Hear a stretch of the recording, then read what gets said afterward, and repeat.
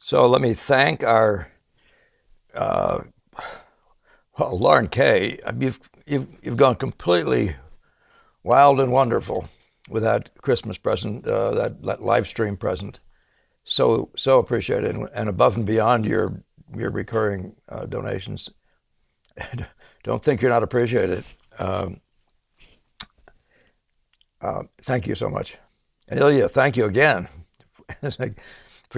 for this contribution. Excellent contribution. Thank you so much. So much benefit. So much help. Um, and yeah, and you guys, be sure you throw in on these subjects, these discussions and things whenever you get a chance to. I want that part as much as anything else, shall we say? And of course, keep on getting your friends to like and share and all those things. I'll say that right up front. The liking, sharing, subscribing, all those things.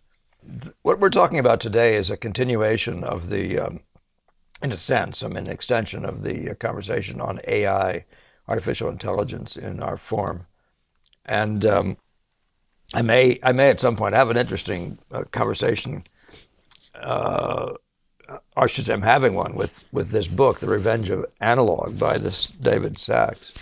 I think it came out in 2014 or something. I don't want to look right now, or maybe it's even less old than that.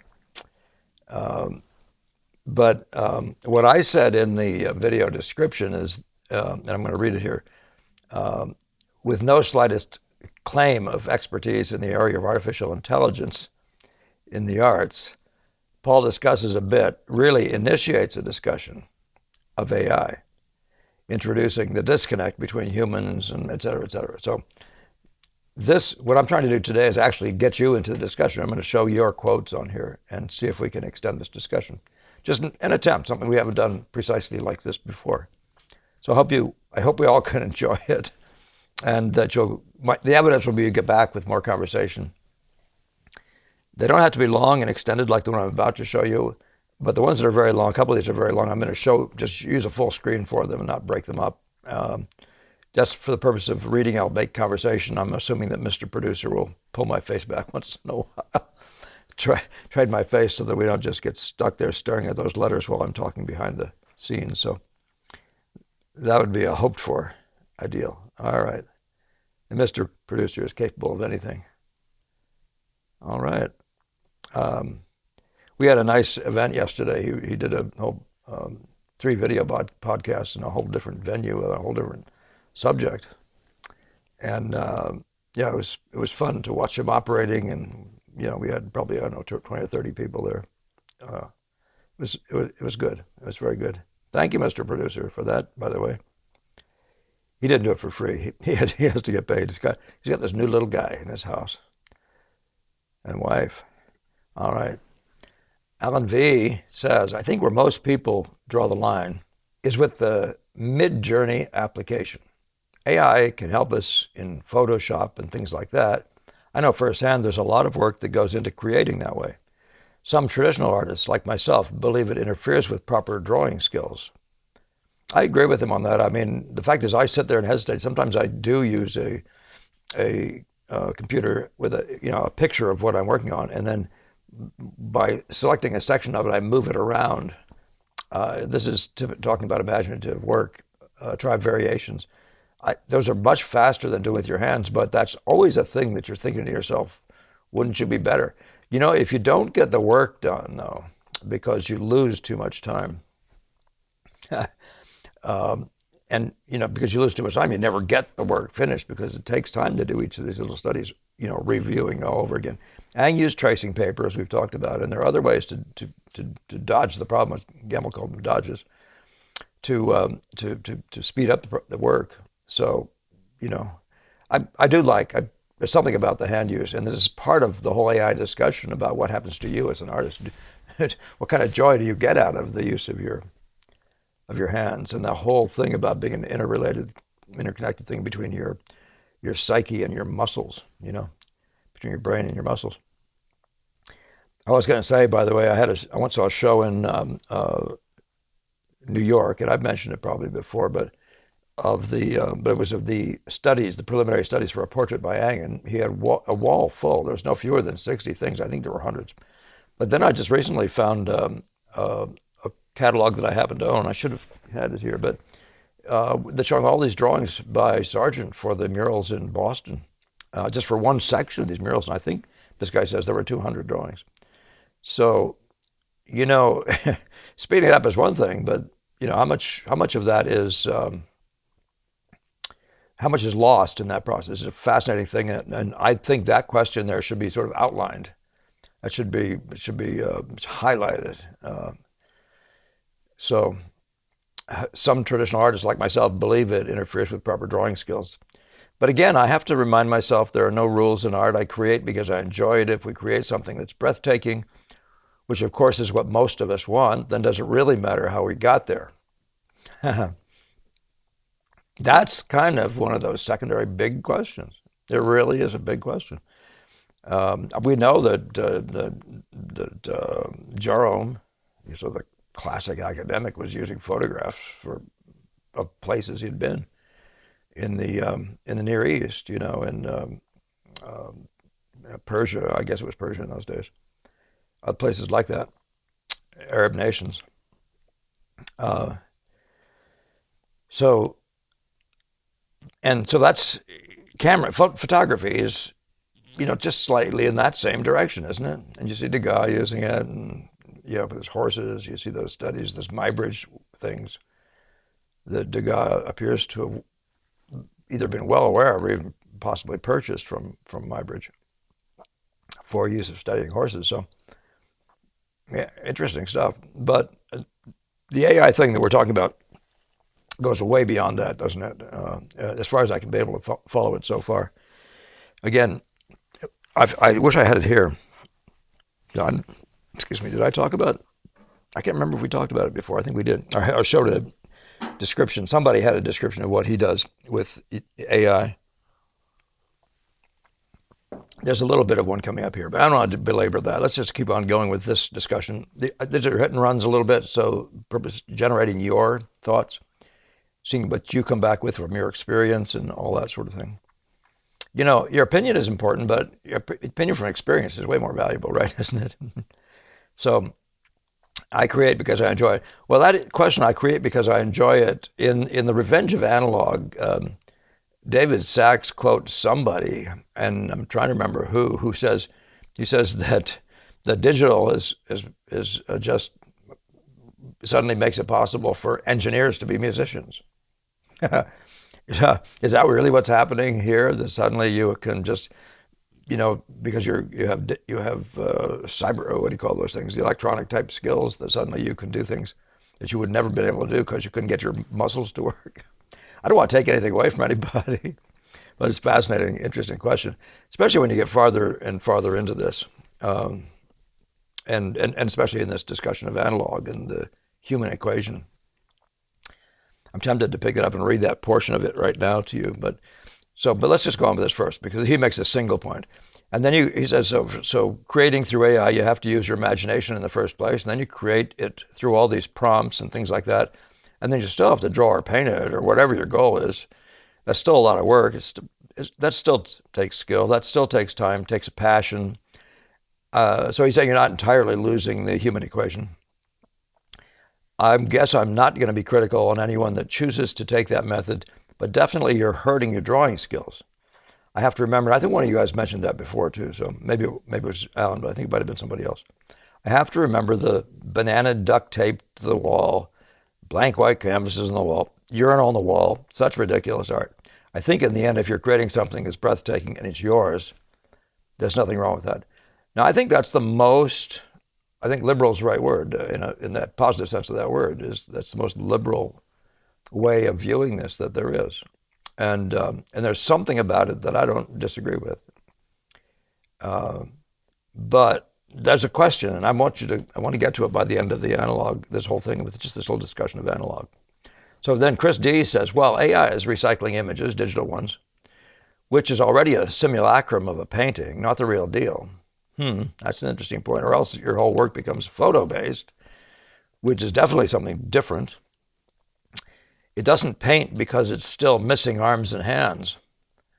And I don't think painting robots are high on the agenda of future manufacturers. And I'm somehow convinced that AI is still not the equivalent of a human mind yet. Someone pointed me to the Chinese chamber conundrum of John Searle. Now, I don't know that, and I didn't take time to look into it.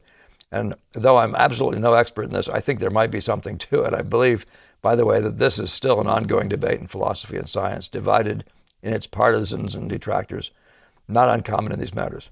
And on a side note, the classical Roman and later Renaissance culture already had distinctions in producing art. And at this point, translatio, imitatio, and emulatio, right? And that word comes up in the Guild's motto, art emuli naturae. I believe it's the way that goes. I think AI in this stage is still merely translatio or imitatio at its best, the lowest degree of artistic merit. Now, all that does for me is it just lends me to the, and I'm printing this because it's a discussion point that I'm turning into words.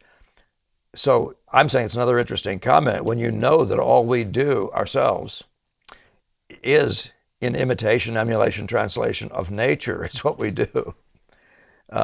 Imitation, I mean, that's, if you talk to anybody, my interest does significantly, like in the follow-up expression of Alfred Stevens, through the prism of a personality.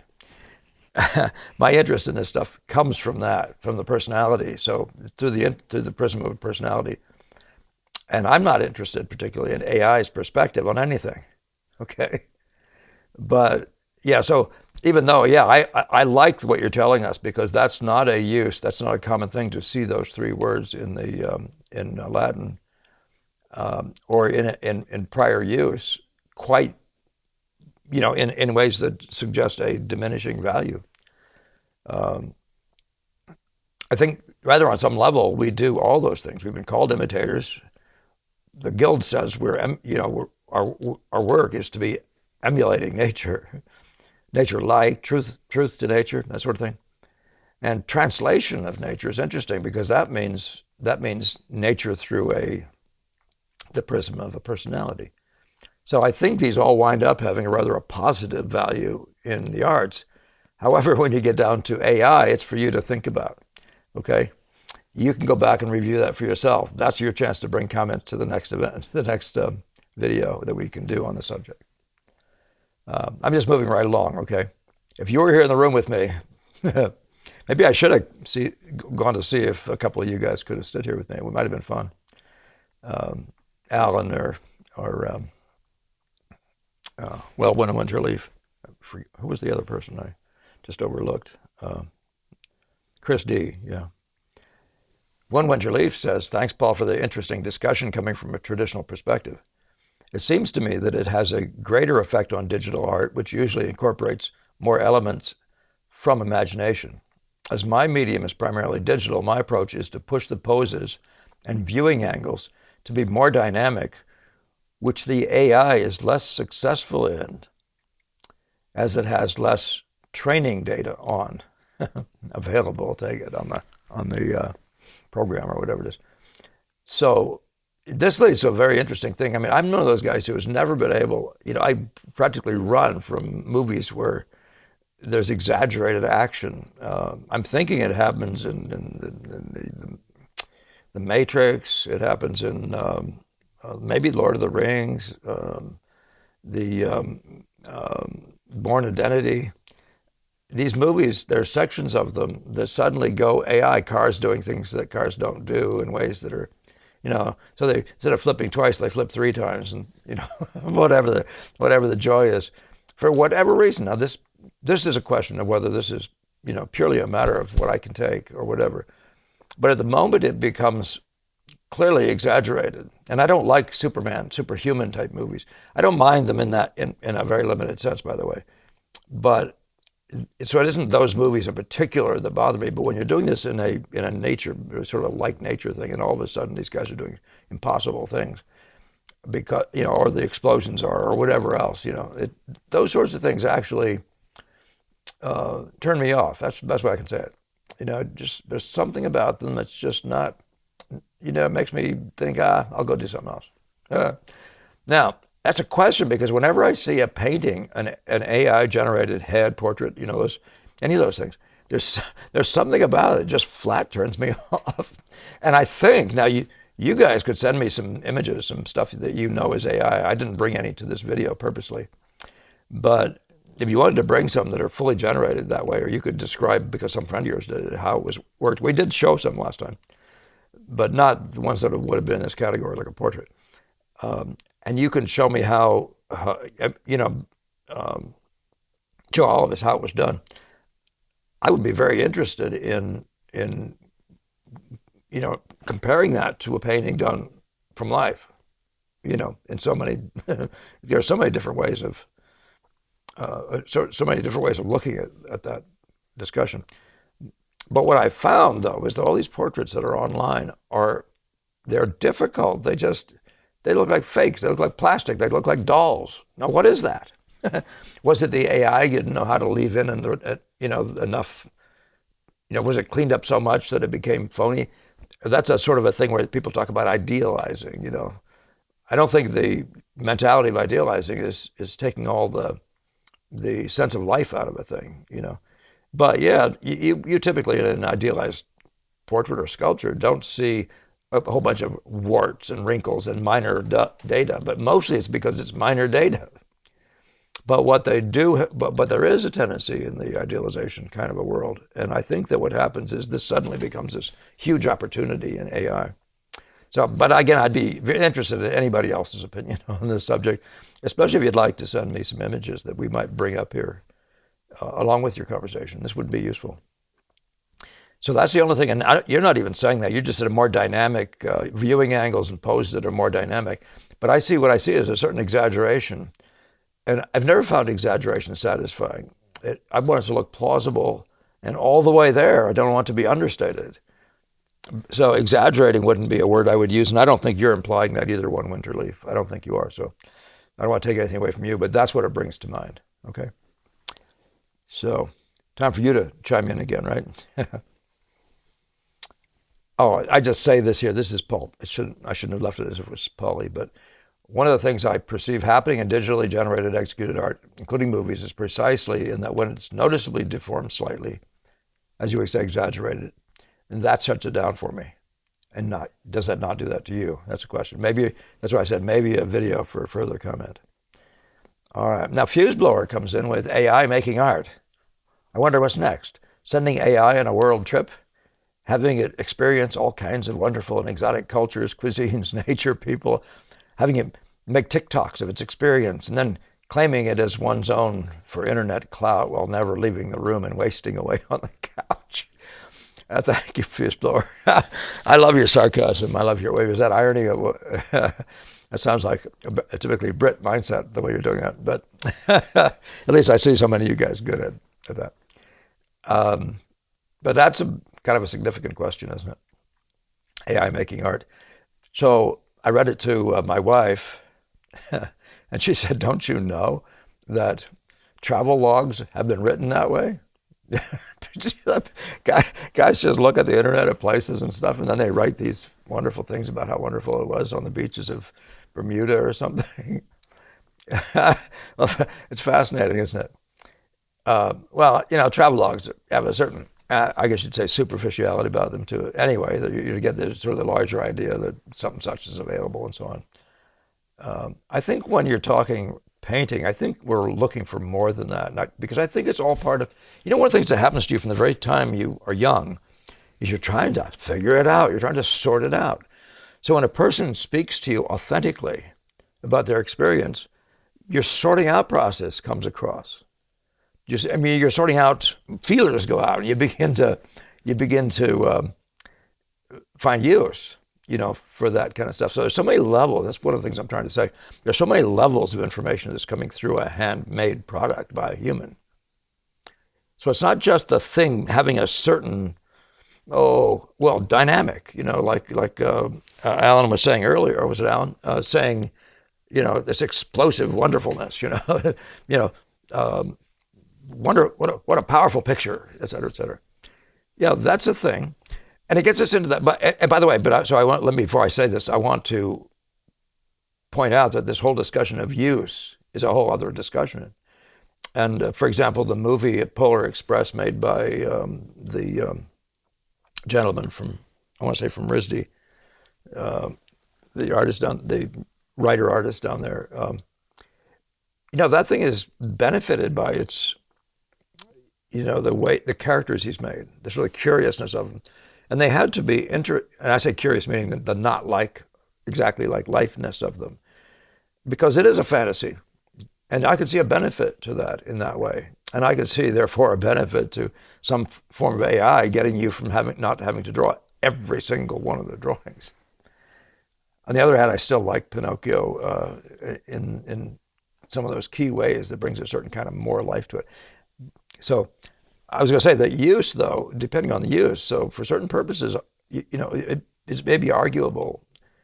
But for this one thing, one of the things I really value painting for, in some sense, by the way, I also value sports for, and I'm talking about watching a top player perform, is because you begin to find connections in your own, it could be just in your own way of developing as a craftsman, or the way you think about things like that. But it's all in the sense of helping to form us into better and more able humans. So you hear where I'm going with that. I don't want to go, I probably won't go further with that, but what I wanted to do is just make one more point, and then I hope you guys will get back on this one, because this one, as I said at the very beginning, I'd like this to be a discussion, and it's just a venture here that it might be able to happen the way I'm doing it. If I have to do it another way, by getting someone in here on a Zoom, or maybe 3 or 4 of you guys in on a Zoom, let's do it, okay? Respond to me if you'd be interested in doing that. Some of you guys with various kinds of backgrounds in this area. So yeah, we have time for this. I imagine that's so this is the book, and I was going to say that was a moment for Mr. Producer to cringe, but we're pretty early. This is unusually short so far, and I didn't mean to be long. Didn't see a need for it. The Revenge of Analog, David Sachs. But listen to this one section. He's talking in this one chapter about how vinyl records. Now, I assume that most of you out there know that their old records used to be made out of plastic, and and they have sort of lines molded on them that a needle runs on. That turns around and around, and a needle, rides those grooves and makes the music, et cetera, right? Now, I'm sure you do that, but then you get all the way to the board. Now you just turn on your computer, your phone, and all of a sudden you could have any piece of music you want. And one of the conversations, though, is how much of this is being produced just digitally, and so that you can do all sorts of things with it. And this will imply all those things. Let me just read this. Maybe I'll have a comment at the end, but maybe I'll just leave it with this. Let's just see what I got here. I got to do this so I don't block you from seeing me. I have to read pretty close up, and I also have to have light. So this is about a guy who worked in a major studio with the I want to say with the Beatles and other people. His name is Scott. What's his first name? But he says over the previous decades, Scott had witnessed the unmistakable impact that digital recording technology had on studio sessions he worked on. He had sat there as producers made rock and roll legends record 59 guitar solos in a row so that they could edit bits of each together instead of asking the musician to give his best take. He observed the greatest singers in the history of popular music having their vocals distorted through auto-tune, and shook his head when bands opted for a drum machine instead of the Grammy-winning drummer hired for the session. Scott wasn't against digital equipment. Some of the earliest digital consoles had been used to record parts of Abbey Road and Dark Side of the Moon, and certain musicians, such as Daft Punk and Kanye West, based their sound on digital production. A computer was just a tool, but Scott felt the computer was being overused, and the musicians, producers, and labels were crafting their music to suit the technology's biases. So you see how the technology is starting to form your music. They recorded safe, vanilla sounds tailored to edit in Pro Tools. They got lazy. A lot of recording has lost its soul, Scott told me, as some bubblegum country pop played in the Starbucks where we met. It comes from the head more than the heart, done by looking at a screen instead of listening. I'm so talking, about constantly about using your eyes. Let's be using our eyes. Everything I'm telling you is about what I see with my eyes. That's in the class of Are We Listening? One of my former students, my son-in-law, actually, I should just say, Alistair, sent me this, and you've seen him on here before, but he sent me this video about a musician talking about how you can do better composing using pictures sometimes. A very fascinating and interesting little thing that's on YouTube somewhere. I wish I could tell you the guy's name. I don't have it in front of me. I hadn't thought that might come up today. So he said, it comes from the head more than the heart, done by looking at a screen instead of listening. No one took risks anymore. Take 5 years. The opening track on David Bowie's masterpiece, The Rise and Fall of Ziggy Stardust, an album Scott had engineered. The end of that song is so emotional, Scott says. Bowie literally had tears streaming down his face as he was singing it. Today, an audio engineer would smooth out those cracks in Bowie's voice with Pro Tools as he sang his heart out, even though that shaking voice is precisely what makes the song's finale so arresting. Well, if you follow that idea there, we're talking about something about this one-off thing that we do with our hands here. You're getting all of yourself into this thing. Every one of them being a place where you could fail. Don't have a cleanup. Don't have a machine come in and clean up your mess, or to pave the way for you and all that sort of stuff. Doesn't mean I think that there isn't some potential use. That isn't what I'm saying, and I certainly don't want to put down anybody's work in any way. That's not what I do. I'm really about talking about what we do and what we value. Right. Keep remembering that. So just a point of reference, and if anybody, any of all of you want to get back into this conversation, I would really like it.